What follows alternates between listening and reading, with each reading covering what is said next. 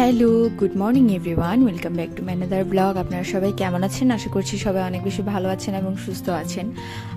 আমিও আছি মোটামুটি। গত কিছুদিন ধরে কিছুদিন বলতে 2 দিন ধরে আমি ব্লগ দিচ্ছি না। আপনারা যেমনটা দেখতে পাচ্ছেন যে পলাশ সাহার যে ঘটনাটা ঘটেছিল ওইগুলাকে নিয়ে ওইগুলোর রিলেটেড কিছু ভিডিও দিচ্ছিলাম, যদিও সেই ভিডিওগুলো আমার করা না, কালেক্টেড।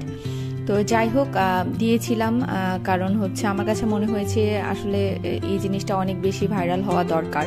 কারণ মুখ বুঝে এরকম অনেক ছেলেমেয়েরা তাদের জীবন নষ্ট করে ফেলে বা সংসার টিকানোর জন্য অনেক কিছু সহ্য করে। দেখা যায় যে একটা সময় তারা মানসিক বিকারগ্রস্ত হয়ে যায় বা তাদের জীবনে বেঁচে থাকার মতো আসলে আর কোনো কিছু বাকিই থাকে না, অবশিষ্টই থাকে না, কিন্তু তারপরেও তারা দিনের পর দিন মৃত হয়েও বেঁচে থাকে। তো ভাবলাম এই জিনিসটা আসলে বেশি বেশি শেয়ার হওয়া দরকার।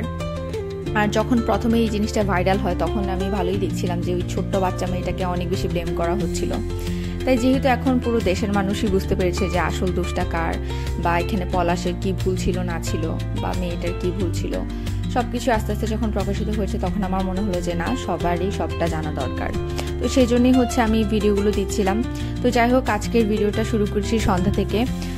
তো গত কিছুদিন গরম ছিল আর এই ধরনের একটা নিউজ ছিল, আসলে মন মানসিকতাও ভালো ছিল না। তো যাই হোক, এই কয়েকদিনে এখন অনেকটা আমরা সবাই আমাদের মেন্টাল সেট আপটা একটু চেঞ্জ হয়েছে।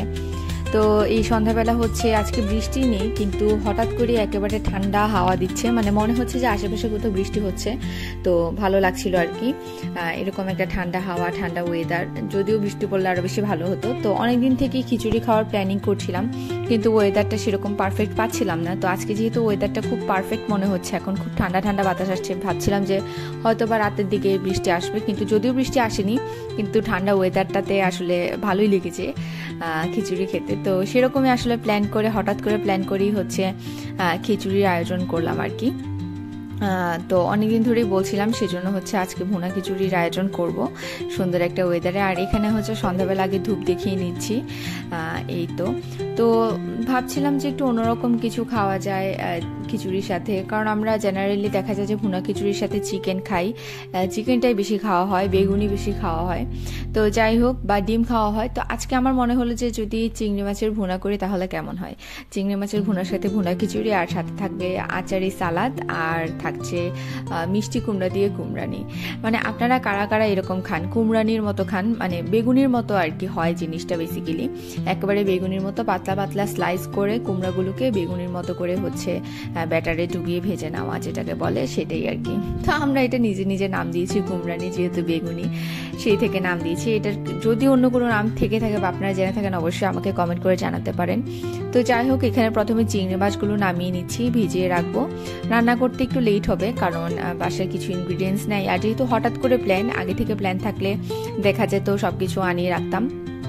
তো মিষ্টি কুমড়া আনতে বলে দিয়েছি, পাপা অলরেডি বেরিয়েছে বাইরে, কারণ সবসময় পাপা এই টাইমটাতে আড্ডা দিতে বের হয়, দুপুরের দিকে আর সন্ধ্যার পরে।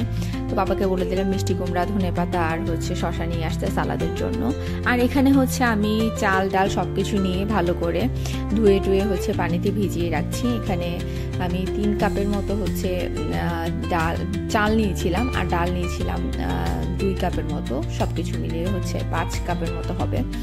তো একেবারে একটু বেশি করেই রান্না করছি যেন পরের দিন ব্রেকফাস্টও হয়ে যায়, কারণ ব্রেকফাস্টেও ভুনা খিচুড়ি খেতে খারাপ লাগে না। তো দেখা যাবে যে ডিম ভাজি দিয়ে ব্রেকফাস্ট করতে ভালোই লাগবে ভুনা খিচুড়ি। আর এখানে আমি সালাডটা রেডি করে নিলাম, আমার অন্যান্য সবকিছু মোটামুটি রেডি, এখন জাস্ট রান্না বসিয়ে দিব। আর এই যে সালাডটাও রেডি হয়ে গিয়েছে। আমার হাতের অবস্থা খারাপ হয়ে গিয়েছে আজকে, কেন জানি না, পেঁয়াজগুলোতে এত বেশি কষ্ট ছিল, হাতে একদম কালো কালো দাগ পড়ে গিয়েছে। তো যাই হোক, এখানে একটা ছোটোখাটো কড়াই না, এটা একটু বড় ধরনের পাত্র হবে আর কি। তো যাই হোক, এটার মধ্যে ভুনা খিচুড়ি বা বিরিয়ানি রান্না করি। তো ওখানে তেল দিয়ে গরম মশলা দিয়ে আগে গরম মশলাটাকে ভালো করে ফুটিয়ে নিচ্ছি। তারপর সমস্ত মশলা যেগুলো পেঁয়াজ রসুন আদা যা আছে সব কিছু ব্লেন্ডার করে একসাথে আমি দিয়ে দিয়েছি। তো এবার ভালো করে একটু কষিয়ে নিতে হবে ভুনা খিচুড়ির মশলাটা। ভুনা খিচুড়িতে অনেকেই দেখা যাচ্ছে খুব কম পরিমাণের বাটা মশলাটা দেয়, তাতে আসলে ভুনা খিচুড়ি খেতে ভালো লাগে না। কারণ ভুনা খিচুড়ির মশলাটা যদি বেশি না হয় তাহলে দেখা যায় যে ভুনা খিচুড়িটা হওয়ার পর কেমন একটু ছাড়া ছাড়া লাগে, শুকনো শুকনো বেশি মনে হয়, চাল ডালগুলোই মুখে বেশি লাগে, কিন্তু আসলে মশলার যে ফ্লেভার বা মশলাটা যেমনটা থাকে সেরকমটা আর হয় না আর কি। জুসিনেসটা থাকে না। তো সেই জন্য আমি হচ্ছে এখানে বেশ ভালো পরিমাণেরই পেঁয়াজ, রসুন, আদা, তারপর জিরা, ধনে সবকিছু একসাথে ব্লেন্ডার করে নিয়েছি। আর এখানে হচ্ছে চিংড়ি মাছের ভুনা করার জন্য পাশে প্যান বসিয়ে দিয়েছি। এখানে ভালো করে পেঁয়াজগুলোকে ভেজে মশলার সাথে কষিয়ে নিয়েছি। তারপর হচ্ছে আগে থেকে ভেজে নিয়েছিলাম চিংড়ি মাছগুলোকে একটু হলুদ আর লবণ দিয়ে। এবার এগুলো দিয়ে বেশ কিছুক্ষণ কষিয়ে নিচ্ছি। যাই হোক, এখানে মোটামুটি চিংড়ি মাছের ভুনাটা হয়ে গিয়েছে। এবার হচ্ছে এখানে আমি ঝুল দিয়ে নিয়েছি। এবার বেশ কিছুক্ষণ এগুলোকে ফুটিয়ে নেব বা সিদ্ধ করে নেব, যেন মশলার সাথে একদম ভালো করে চিংড়ি মাছটা রান্না হয়ে যায়। একদম লো ফ্লেমে দিয়েছি যেন মশলাটা ভালো করে চিংড়ি মাছের মধ্যে ঢুকে। আর এভাবে হচ্ছে খোসা রেখে আমরা চিংড়ি মাছ খেতে পছন্দ করি, সেই জন্য এভাবে রেখেছি। অনেকে খোসাটা ফেলে দেয়, কিন্তু আমাদের ভালো লাগে, তো সেই জন্য এভাবে রেখেছি।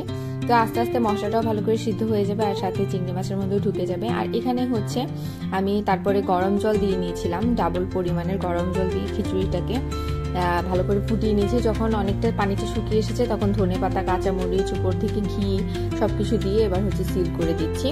আস্তে আস্তে করে হয়ে যাবে। এতে করে হচ্ছে ভালো করে চালটাও ফুটবে, নরম নরম হবে, আর দেখা যাবে যে পুরো লেগে যাওয়ার কোনো সম্ভাবনা থাকে না। আর এভাবে করে আমি বেসিক্যালি যে কোনো কিছু বিরিয়ানি রান্না করার পর যদি দমে রাখতে হয় এভাবে করে একটা প্যানের উপরে দিই, তাহলে দেখা যায় যে পুড়ে যাওয়ার কোনো সম্ভাবনা থাকে না। তো যাই হোক, ওখান দিয়ে হচ্ছে আমার চিংড়ি মাছের ভুনা অনেকটাই হয়ে গিয়েছে। এবার হচ্ছে বেশ কিছুক্ষণ দমে রেখে খিচুড়িটাকে এবার উপর থেকে নিচ পর্যন্ত আবার একটু উল্টে পাল্টে দিচ্ছি। এতে করে ধনেপাতা, কাঁচামরিচ, ঘি সবকিছু আবার ভালো করে মিশে যাবে আর ভালো করে ফ্লেভারটা পুরো খিচুড়িতে মিশে যাবে আর কি। তো যাই হোক, তারপরে আমার মোটামুটি খিচুড়ি আর চিংড়ি মাছ রান্না করা হয়ে গিয়েছে। এখানে হচ্ছে পাশে কুমড়ানি করার জন্য তেল বসিয়ে দিয়েছিলাম আর এখানে কুমড়ানিগুলোও দিয়ে নিচ্ছি। তো এই তো, যেহেতু হঠাৎ করে প্ল্যান, তো রান্নাটা শেষ হতে হতে অনেকটা লেট হয়ে গিয়েছিল, প্রায় 11টার মতো বেজে গিয়েছিল। আর রিশান যেহেতু এগুলো খেতে পছন্দ করে, সবসময় রান্না করলে আমার রিশানের কথাটা মাথায় আসে, বাচ্চা ছেলে এগুলো একটু পছন্দ করে, সবাই এগুলো পছন্দ করে, আমরাও তো পছন্দ করি। তো দেখা যায় রিশানের একটু বেশি পছন্দ। তো রিশানের জন্য হচ্ছে অনেক লেট হয়ে গিয়েছে যদিও, তারপরেও হচ্ছে তাড়াতাড়ি করে সার্ভ করে মাকে দিয়ে পাঠিয়ে দিয়েছিলাম। তো রিশান যদিও ডিনার করে নিয়েছিল, যাই হোক ও পরে খেয়ে নেবে সেই জন্য। তো এই আর কি, তারপরে আমার সবকিছু রেডি হয়ে গেল আর ঠান্ডা ঠান্ডা ওয়েদারে আমরা খুব এনজয় করলাম খিচুড়ি। এই তো, আজকের ব্লগটা এই পর্যন্তই ছিল। সবাই ভালো থাকবেন, সুস্থ থাকবেন, অবশ্যই কমেন্ট করে জানাবেন আমার ব্লগ কেমন লাগছে। আর যদি ভালো লেগে থাকে তাহলে অবশ্যই আমাকে সাবস্ক্রাইব করে বেল আইকনে প্রেস করে আমার পাশেই থাকবেন। আর যারা অলরেডি আমাকে সাবস্ক্রাইব করেছেন তাদেরকে অসংখ্য ধন্যবাদ। দেখা হচ্ছে নেক্সট ব্লগে। Till then, tata.